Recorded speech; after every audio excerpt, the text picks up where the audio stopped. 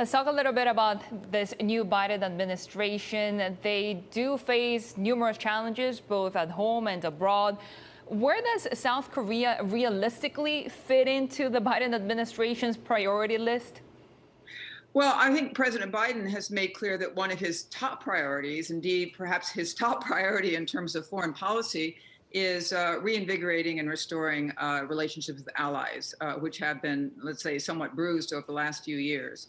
So in that context, South Korea looms large. South Korea looms large, of course, because of its geopolitical position in Northeast Asia, its economic heft. And also, I think South Korea is going to weigh as an important partner on some of these global efforts that President Biden wants to approach in a multilateral way, whether it's climate change or global health, which you were talking about with the Prime Minister. So I think that the new administration, which of course has people who know Korea well, will be looking to Korea to do more and to work more closely with the United States across the range of issues, of course, including North Korea, but all of these kind of post-pandemic recovery issues that you were talking about with the Prime Minister as well. When it comes to North Korea specifically, the Biden administration is very much focused on human rights, also perhaps a little bit less concerned about pageantry, more on the actual substance, on real denuclearization. Where does that leave the conversations around North Korea's nuclear program? Yeah, I mean, again, I would put them in the context of the Biden administration also understanding that any North Korea policy to get any traction at all needs to be very deeply coordinated with Seoul and indeed also with Tokyo and other partners, but Seoul in particular. And that's something that Secretary of State Blinken has already emphasized. The administration has a range of people who had a lot of experience with North Korea, as with most people. It hasn't been very successful, but I think they've taken some lessons from. And one is they need to work with Seoul. Now, there is room for a gap, as I think you imply in your question. And we do have a government in Seoul, a president who's in his last term, who very much wants to leave a legacy of achieving some progress with North Korea. So I think there will be a need for Seoul and Washington to really consult closely about the way forward and to have an approach that does include pressure as well as engagement, as well as attention to say some of the broader issues like humanitarian and human rights issues.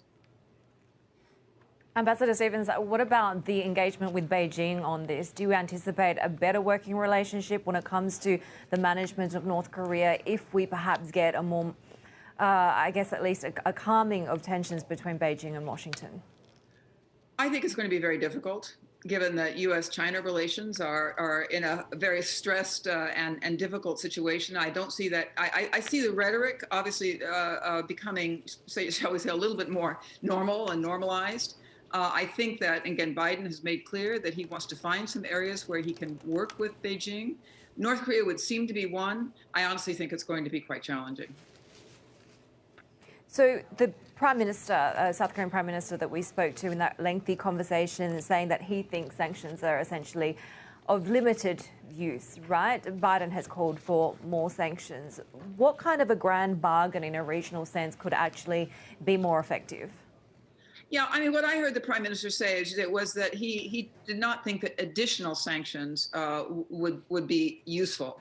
I think that there is an understanding in Seoul that the UN sanctions by the UN Security Council that have been put on North Korea really are in the context of international norms. And those are going to have to stay there in large part until some movement is made towards complying with those international norms. But I do think that there will be a push from Seoul, from the Seoul government to the US to send some early signals to Pyongyang that the Biden administration is ready to prioritize some kind of effort to get into a dialogue with North Korea to achieve some progress and at least to not keep things from getting worse while we see if we can open up some kind of dialogue, and that it will include other regional actors. And again, although China is difficult, I think again there's a recognition that was not there in the Trump administration that this cannot be an America go it alone or even a Donald Trump go it alone with leader. It's got to be a more concerted effort. Yeah, what we've seen really during the Trump administration was the U.S. sort of stepping away from all of these relationships, including perhaps playing the mediator role between South Korea and Japan, right? Could we expect that relationship to sort of improve now that we have a more engaged Biden administration? I certainly expect that the Biden administration, I would expect quietly, to try to use its good offices to see as a new administration coming in if it can, by emphasizing the importance that this administration does attach to better relations and better cooperation between Japan and South Korea, can help to find a way to bridge some of these differences and to move forward. And I took from the comments that the Prime Minister said, as well as some of the other things we've seen in the press recently from Seoul and from Tokyo, that perhaps because they want to get off to the right start with the Biden administration too, that maybe this will open up a little bit of space. But it's not a foregone conclusion. Certainly, relations, as you and your listeners I know well, the relationship between Seoul and Tokyo is probably as bad as it's been in decades. And I think, in diplomacy, kind of like in medicine, the Hippocratic oath of do no harm is important. So I think the U.S. will try to do this in a careful way.